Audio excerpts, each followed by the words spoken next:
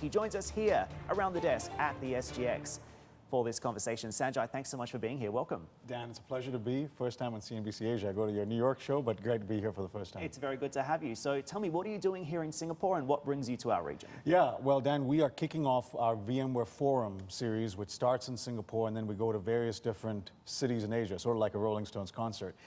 We go to Japan, to China, to India, and then Australia, Hong Kong, and it's an event where we get to meet several of our customers. We have 8,000 people registered today, several thousand will dial in. We want to meet our customers, inspire them, educate them, and also listen to them in terms of feedback of where we should be going. No doubt a lot of conversations also happening around this potential Dell transaction at the moment as well, and I wanted to ask you about that because Dell has been hitting the road to basically convince your tracking stock shareholders on a potential buyout. Can you update me on progress this morning, and are you nearing a deal? Well, I can't obviously talk about Dell. We at VMware are focused on what we can focus on, which is our customers, our long-term growth, and Dell's been an incredible partner. Our growth has been phenomenal the last 2 years thanks to the Dell partnership, and that's what we're focused on. And we continue to do that. I think the future is very bright. Is Dell doing enough to sell the transaction to your investors? Again, can't talk specifically about them. Those are good questions for them. But from our perspective, we just really focus on these type of ecosystem partners. Dell has an incredible server business. We want to attach our servers to them. They're doing hyper-converged infrastructure. We want to attach them. They sell a lot of laptops. Workspace ONE, we attach them. So that type of synergy creates a tremendous amount of revenue momentum we've seen in the last 2 years. We're grateful for that. So even if we did see a transaction here, you would still have independent status, right? That's what they've talked about, and we look forward to it. They've talked about that publicly, in fact, on CNBC several months ago. And the reason that's important is that many of our customers have infrastructure that's Dell, but sometimes also non-Dell. Some people have HP servers and EMC storage. Some people have Dell servers and NetApp storage.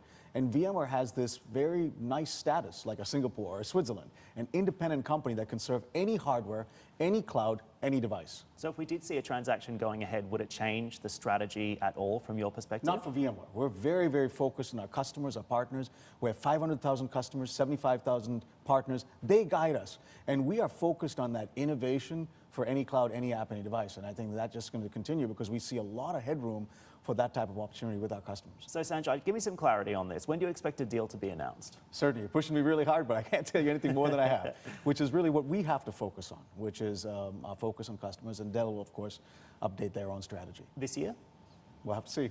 All right. Let's also focus on another reason that you're out here in Asia. We know the company has a growing footprint in this part of the world. So tell me how big it is today. What does it look like? Yeah, for us, Asia is an incredible growth opportunity, largely because if you look at much of what's going on in cloud infrastructure, which is where we are well viewed, much of this is virtualized, but not yet fully virtualized. So we have good penetration in Japan and Australia, but in China, lots of opportunity. In Southeast Asia, in India, lots of opportunity. And then you look at mobility.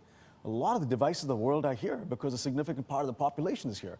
So if you imagine a significant part of the 7 billion people of the world are here, all of them have phones, some of them have phones and laptops. The only company that can manage and secure that is VMware. Tell me about your growing partnership with Amazon as well. I know you tied up together back in 2016, but you have quite significantly expanded that partnership now. What does it mean for the APAC cloud computing market? And tell me about some of the work that you're doing with your cloud computing partners. Yeah, no, that's a very important part because VMware is the indispensable king of the private cloud, where people build cloud infrastructure on premise or in managed clouds. Amazon, AWS, is the king of the public cloud. And we felt if you could make these two not inseparable, but a nice hybrid cloud bridge from one to the other, customers get the best of both worlds. And that's what we announced 2 years ago. We announced the offer last year, announced some further innovations at VMworld this year. They're going to be on stage with me today. And we're excited about the partnership because customers want the best of both worlds. But it's not the only cloud partnership we have. We also have a partnership with IBM Cloud that's been going really well, 1,500 plus customers there. That was a little earlier than Amazon. And a couple of weeks ago, Alibaba announced a partnership with us in China for Ali Cloud also embracing VMware. And it's an indication that VMware is indispensable in this vision for a hybrid cloud.